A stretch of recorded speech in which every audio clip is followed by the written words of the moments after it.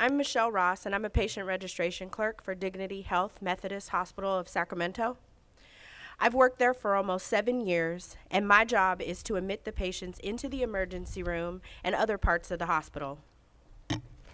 With all the recent people enrolled in Medi-Cal,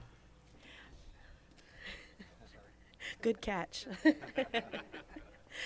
I would have expected fewer people coming into the emergency room for primary care services. I thought they would be going to their doctor's office for that type of care.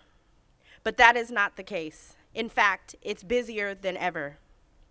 An emergency room is a place for trauma patients, but lately we're overwhelmed with people sitting in the emergency room for hours, waiting because they have a cold or a flu and need primary care services. Over the last 6 months, I've admitted all kinds of Medi-Cal patients who came in with non-emergencies because they can't get in to see their regular doctor or they don't even have one. On one recent Sunday, we admitted about 80 patients who came in with a basic medical need.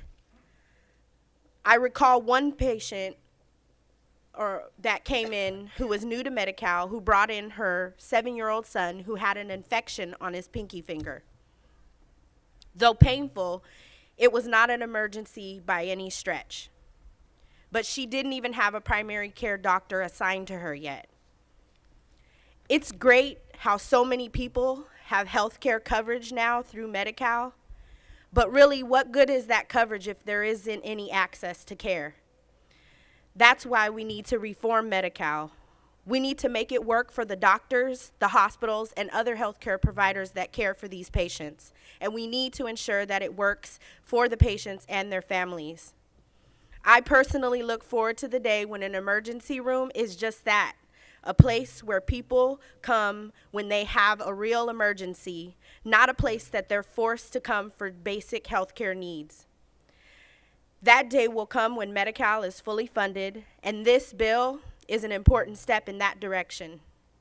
Thank you.